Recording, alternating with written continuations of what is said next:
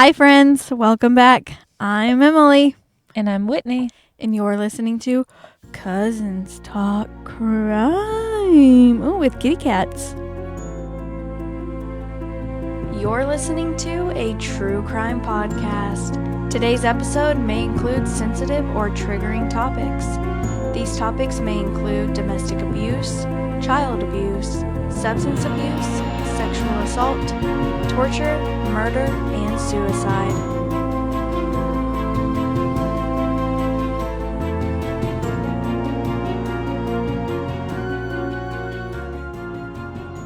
We got a special guest. It's Mario. Oh, yeah.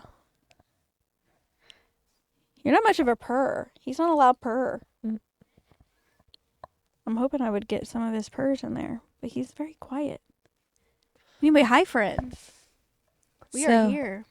So, Emily, if you guys notice, we have a different setup tonight. Mm-hmm. We are outside in a spooky location. Yeah, we're just out in the middle of nowhere. Out in the middle of nowhere with the bugs. And these crazy feral cats. Yeah. Cats, children, moms, feral moms. We got moms here tonight. We got feral moms as well. And we got some guests listening. They're also giving a little input by... Yeah. They're not really... They're trying... speaking much. Yeah, they're trying to be quiet. But yeah, they're back there like...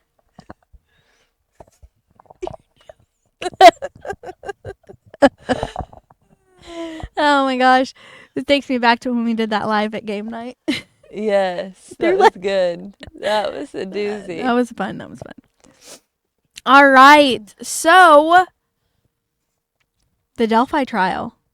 Yeah. We can give a few updates on the Delphi trial here. Yep.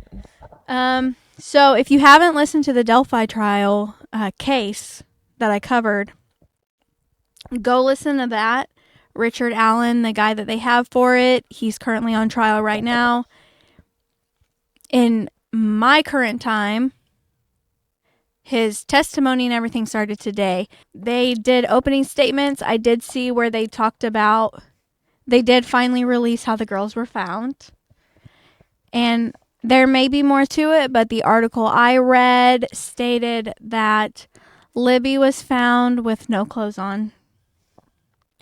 And both of their throats were cut, and it was a very, very bloody, gruesome scene. Yeah. So I'm really hoping they've got his DNA. They've got something that 100% ties him there, because I just don't know if the jury's gonna And in go the for evidence, the there is a shell casing, right? And it's not a casing. Oh, it's a bullet. just a bullet itself. It's unspent. That they linked to him, Yeah. right? They were able, somehow forensically, they were able to prove that it had cycled through his gun. Okay. They were able to prove this. However, the forensic team, I don't know how that works. So I trust it. It didn't mention anything about a gunshot in what you read today. Nope. But maybe they'll come out. Maybe, yeah. I'm sure more will come out, but that is just and maybe he shot it off to scare him. Mm-hmm. Well, I feel like people out there would have heard a gunshot. No one claims to have heard a gunshot. Right. That's a pretty loud thing. Mm-hmm. So, right. Yeah, my mom she's very confused because she thinks the girls would have been screaming, but...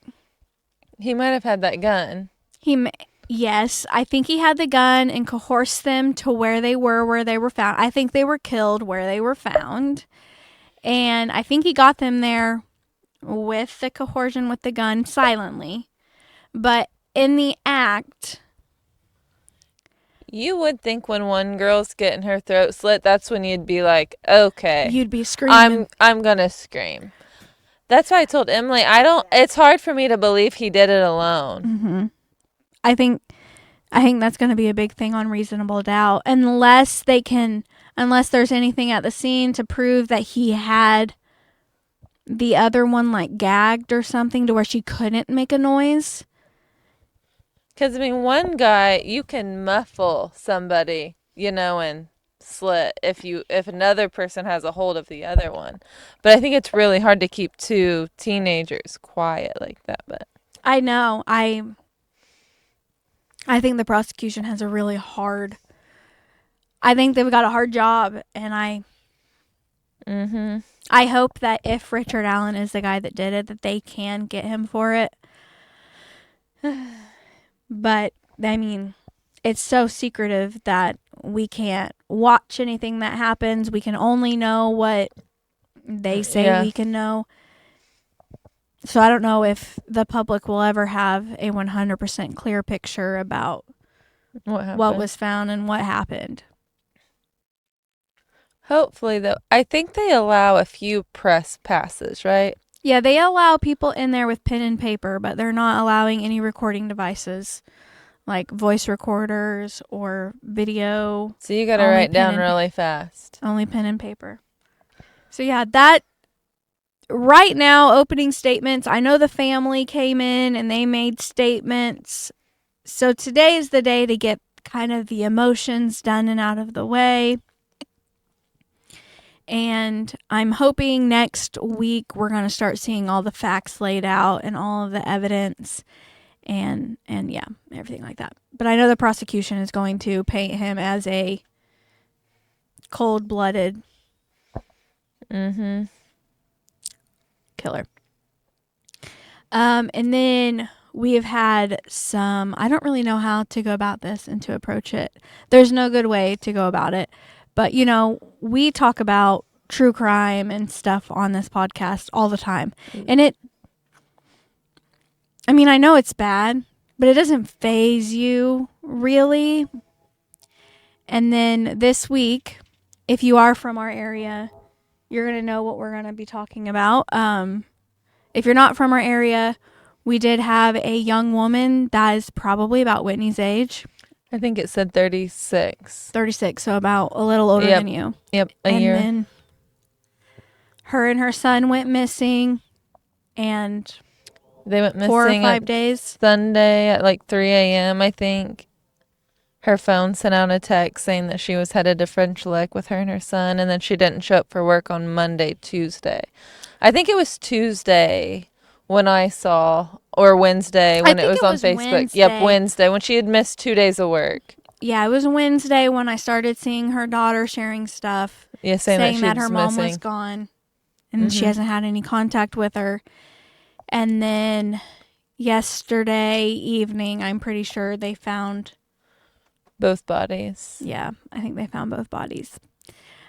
From what it appears, someone that she was connected with, we believe it is the boy's father, had taken them and killed them.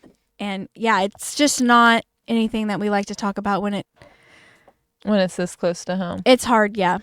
And I mean, there was an article today showing that someone did get arrested for charges. Yes, he is in custody, and from what I've seen, he confessed and told them where they were, or he confessed to somebody or maybe to themselves. I don't know. Did you read that? No.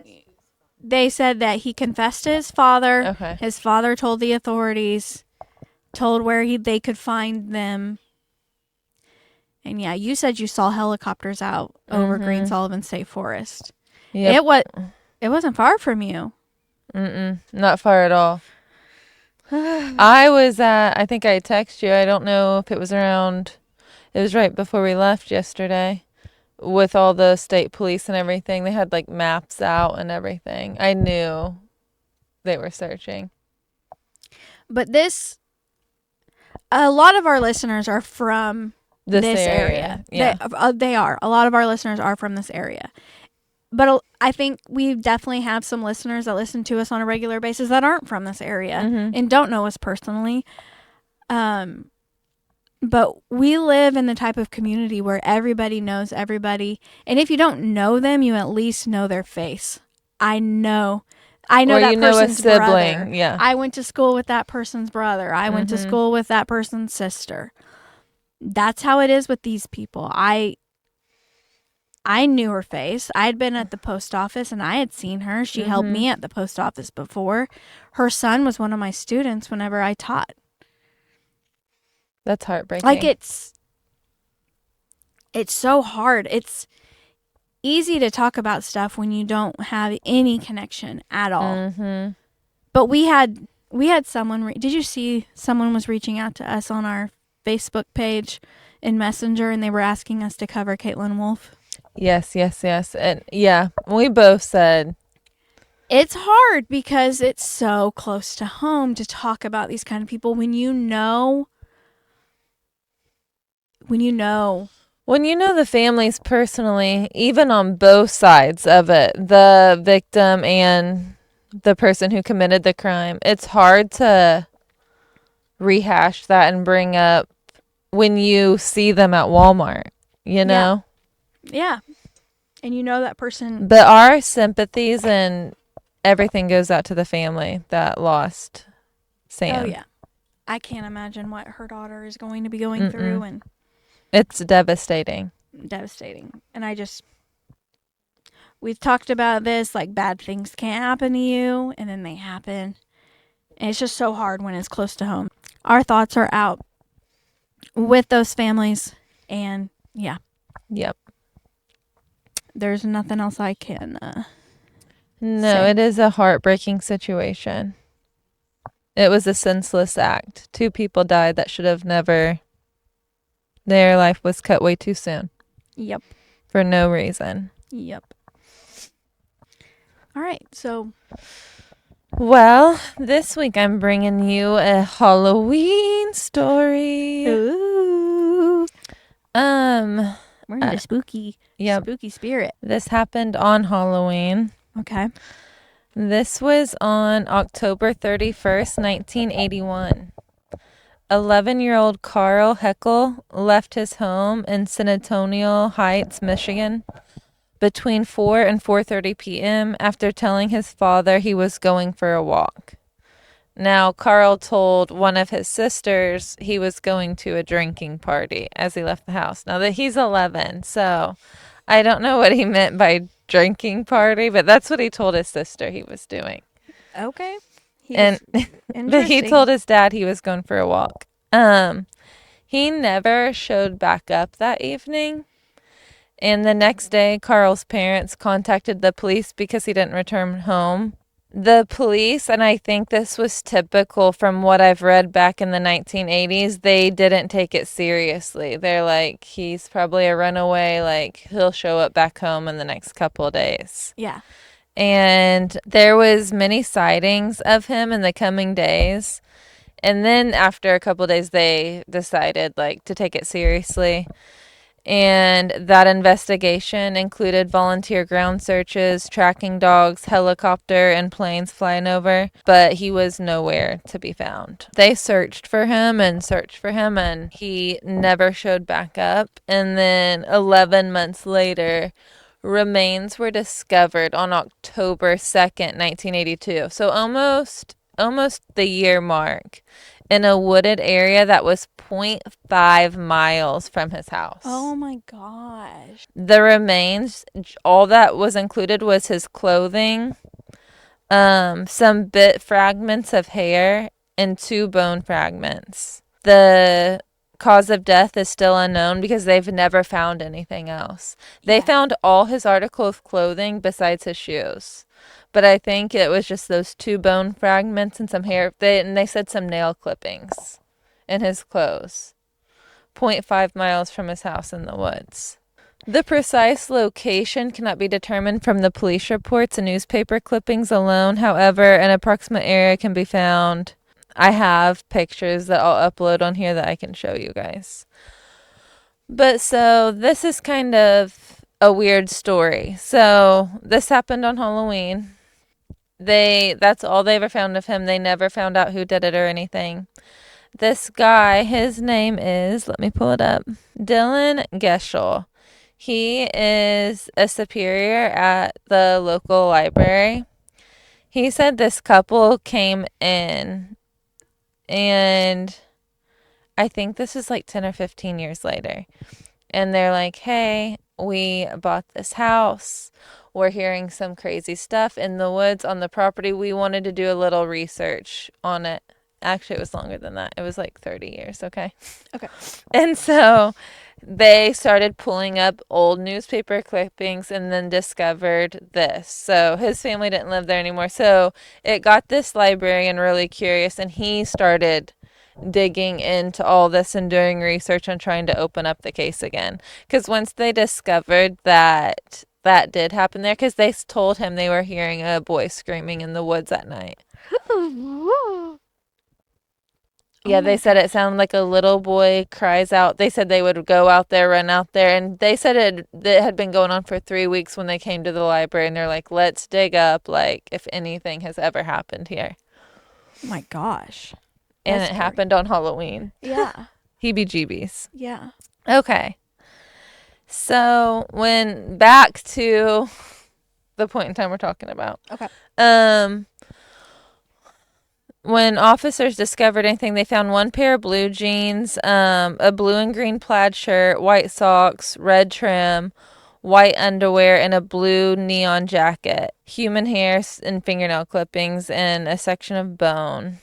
The state police said the remains and badly torn clothing were found by a hunter at about 2 p.m. Saturday, October 2nd, in a heavily wooded area about half a mile northeast of the house. The article goes on to say they were kind of found on the edge of a swamp covered with thick growths of trees and brush, and there were no roads nearby. How do they not? You said he was 11 years old, right? Mm-hmm. How, whenever an 11-year-old goes missing, how do they not at least do a 1-mile radius of their house? I don't If he know. was found less than a mile away from his house, Yeah. you'd think you'd at least do a circle Mm-hmm. of a certain distance. Okay, so the police spent a lot of time tracking down leads. A lot of it was like local children during this time. Leads on local children? Most of their leads came from local children. Oh, okay. I'm like, Yeah. wow. Now, some claim that Carl was living in the woods for a while and other boys were bringing him food in a hidden shelter. Others mention they saw Carl the evening of his disappearance, visiting restaurants and bowling alleys downtown. He was going to a drinking party. Some children tell police they saw Carl later, still in November, in the neighboring village, just hanging out. After he was reported missing, people are saying they're seeing him and they're not. And that people are bringing him food in the woods. He's just not going home. Despite police chasing down several of these leads, they couldn't verify any of them to be true. 2 years later, when detectives identified a suspect in Carl's death, they claimed that many of these early sightings were false leads that cost them to waste countless hours. There are a string of sightings described by children and teens in the area that I find somewhat compelling because they describe similar circumstances in which Carl was seen in the forest area surrounding his house.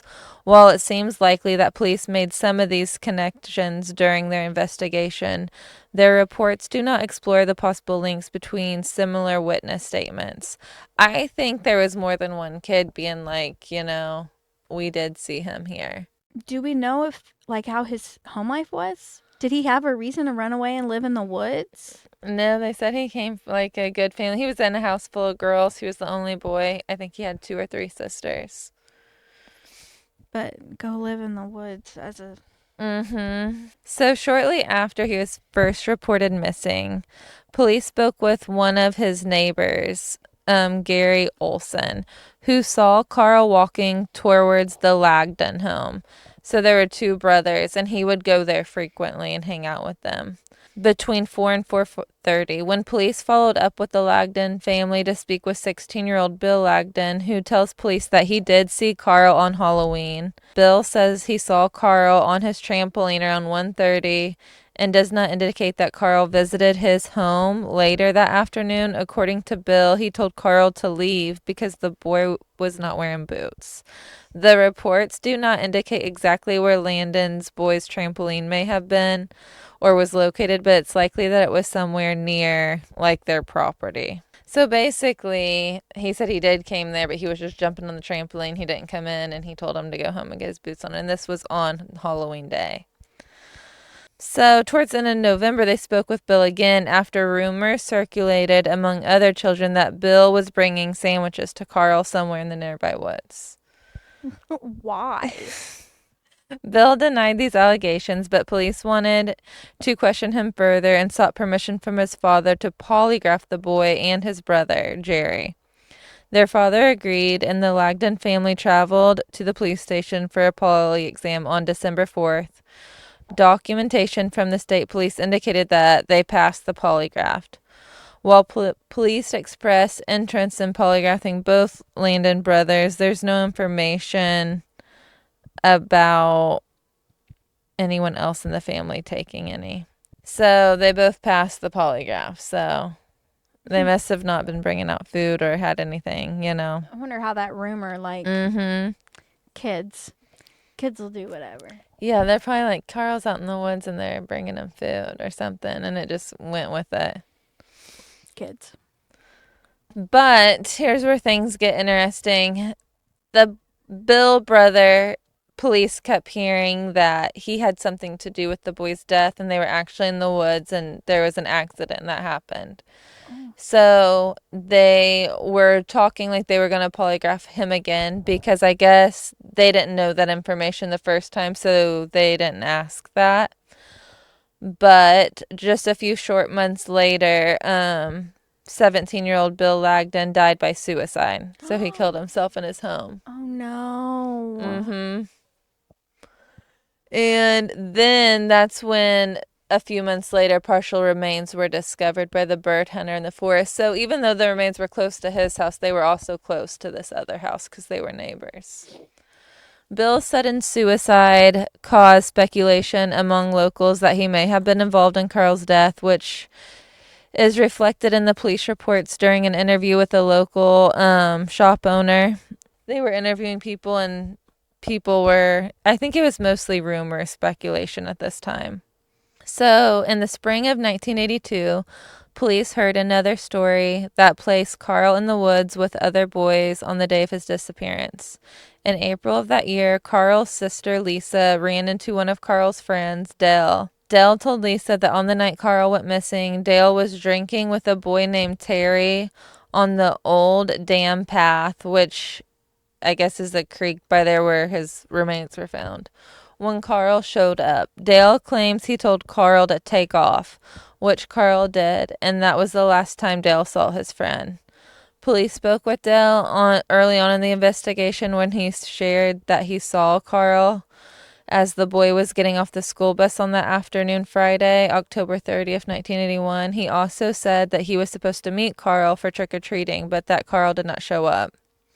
They also polygraphed Dale with his dad present, and he passed. So people were saying a lot of this is all just kids talking and rumors flying in this town. Yeah, and a rumor starts and then it grows into something crazy. Yeah, and they're looking into this 40 years later and going off of police notes and testimonies. So they finally do get a suspect, and this is the only named suspect in the case. Okay.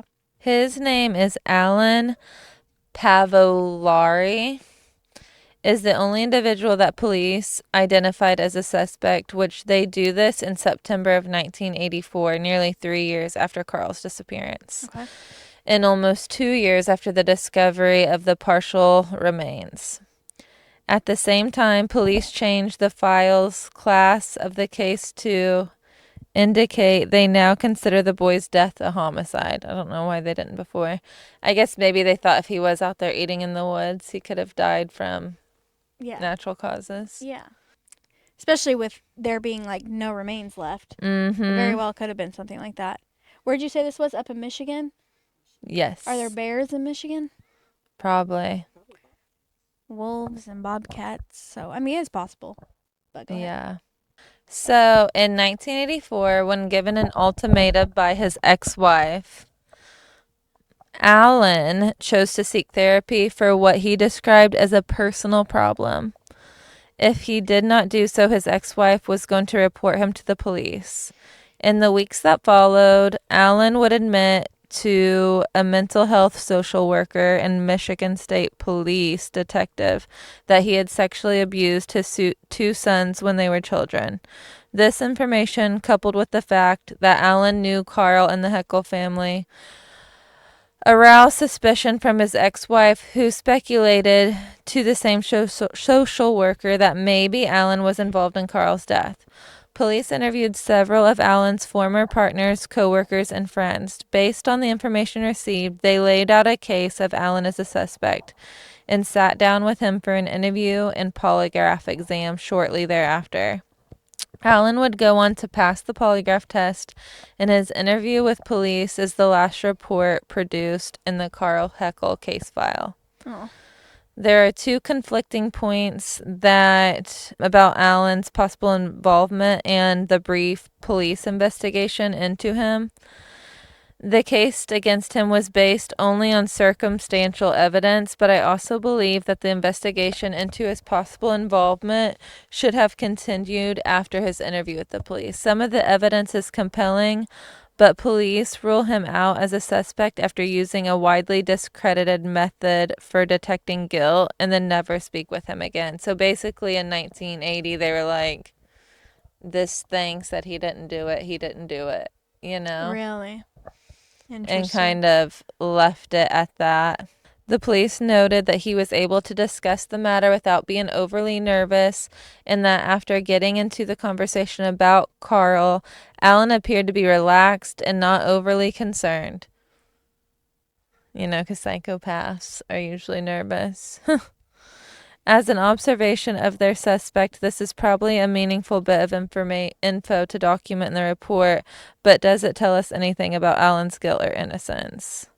We also know that Karl Heikell knew Allen and had spoken to him on occasion, as Allen says as much during his police interview. 4 different people confirmed with police that Allen knew Karl, knew him very, very well, and noted that Karl had visited the Allen's home in Comet several times and spent time around his garage when he was outside working.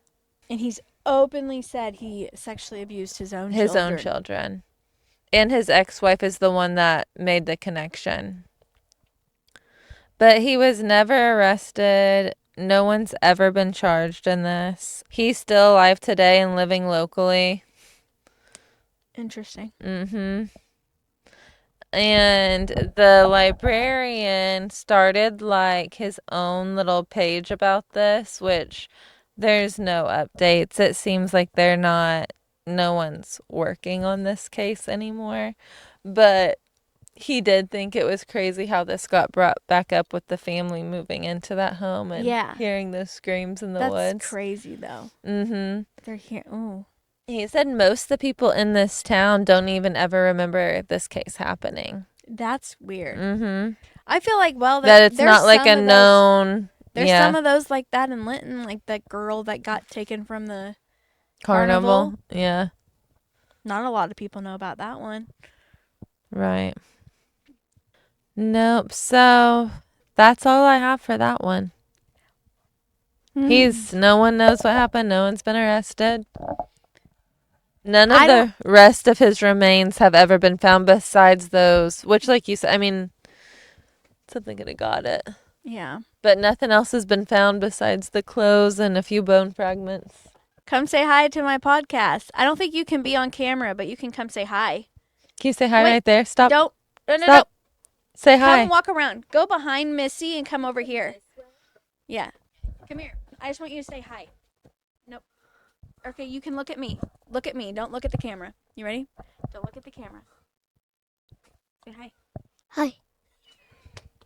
Yay. How old did you turn the other day? Don't look at the camera. How old are you?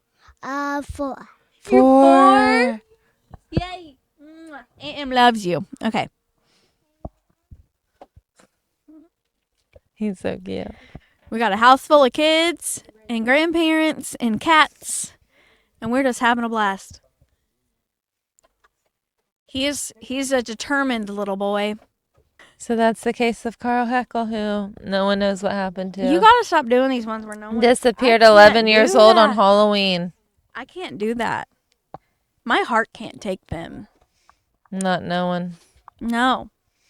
My heart can't take it. Especially, like, not having any idea what happened to him. Yeah, Halloween night. And he told his sister he's going out drinking. Yeah, that's weird. And then kids saw him around So where town actually months was later. he going? He told his dad he was going for a walk. It sounds like to me the kids just ran the neighborhood there.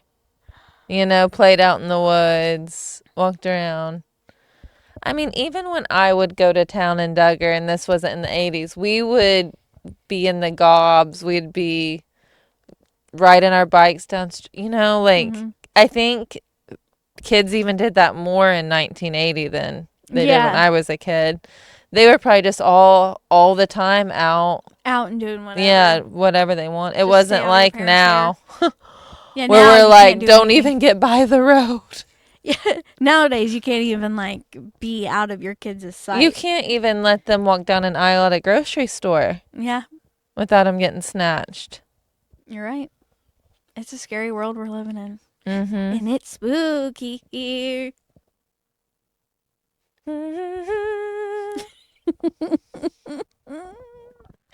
It's All cold right. out here. It's 30 degrees. It's pretty chilly. But It feels like it. My hand's frozen. we'll continue updating you guys on the Delphi case. And tune in because we have a spooky Reddit story that's going to give us the heebie-jeebies ourselves. Yeah, we got a super spooky, Halloween-y, spooky, scary story for Reddit that we're going to release on Halloween. All right, thank you all for listening, and we will catch you in the next one. Bye. Okay, bye.